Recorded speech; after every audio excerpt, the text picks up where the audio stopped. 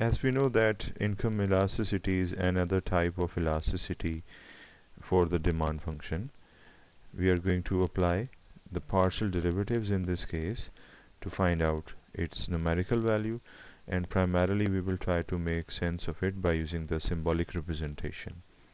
So income elasticity of demand is something we are going to analyze here. It is usually represented with this symbol, that is epsilon, and in the subscript we have y, that shows income. So income elasticity of demand is there, and definitely the general formula of the elasticity is the percentage change in demand of a certain good with respect to the percentage change in income.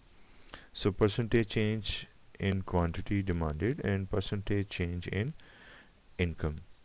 We can write them in an expanded way. Here we are, and here we have expanded them in a way which represents the percentage change, because you know delta q means q2 minus q1, and q1 will be in the denominator, and this means y2 minus y1 over y1. So this is the explanation. This is how we find the percentage change in our daily life, and here the same formula is being used.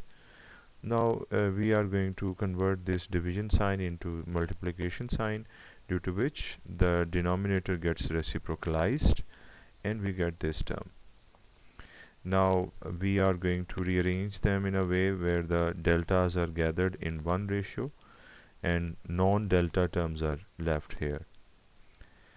So after writing this, we can reciprocalize the second term and put it in the denominator.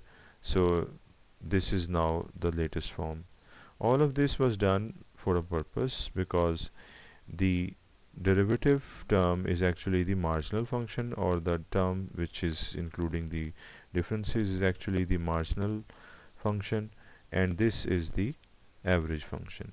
This is the marginal demand function, the one in the numerator, and one in the denominator is the average demand function, because both of them are based on demand function. So one would be marginal and the other would be average, depending upon the formula, that is change versus average. So now we have this formula that we can numerically analyze, and we have an elaborated demand function in which quantity demanded of a certain good is not just dependent upon its own price, but also the price of some related good and also the income of the individual. So here we can see y is showing the income and p2 is representing the price of a substitute. So this related good is now informed about, and it is the substitute and not the complement. So income elasticity of demand has this certain formula that we developed in the last few steps, and for that we need a few values. We are given that this is the the demand function in its equation form, and you can see all these variables are involved in it.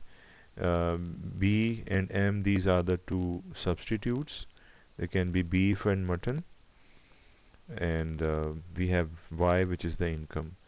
So their values is given. The income is known, and it is known to be 10,000. The price of beef is known, 200 per unit, it can be kg, and price of mutton is also known, which is 100 per unit. So this is the set of information which is given, and we can find the elasticity simply by using the formula and substituting the values in it. In the numerator, you know that there is derivative. For that we calculate the derivative. So this is the function and this is the derivative. Since it is being calculated for y, so all of other variables, they turn to 0, and this is constant as well, and we are left with this term which gives us 0.1. So we note it because this is the numerator of the formula, whereas we want to find out the denominator as well, which is here, and for this we need to know two things. One is the quantity demanded of B and the income. So we are informed about income, this is no problem, but QB can be found by putting all these values. So this is QB. How it is found? Simply by putting the values that were unknown before, this value, and this value. Since they are given now in this function, that is, uh, you know, this set of information, it is available. So we have put all these values here. So this has enabled us to find out the value of QB. As you can see, we have found the value of QB, and now QB is there, and it's a value of the quantity demanded of beef, and it is equal to 5,000. So we can now find out the elasticity. So this is the value of the derivative, and QB is put here, and Y is substituted here. This is the value of Y. So we can solve it and we'll get 0.2. 0.2 should have its interpretation, and is it is less than 1, it means that the demand curve is less elastic, because it's less than 1 its elasticity, and the demand is not likely to be affected much due to the changes in income. So it's a kind of commodity which is not likely to be much affected for its demand when the income of the individual changes. This seems to be some sort of necessity that is used, because it's something related to the survival. So let's see that how we can graph all these possible values.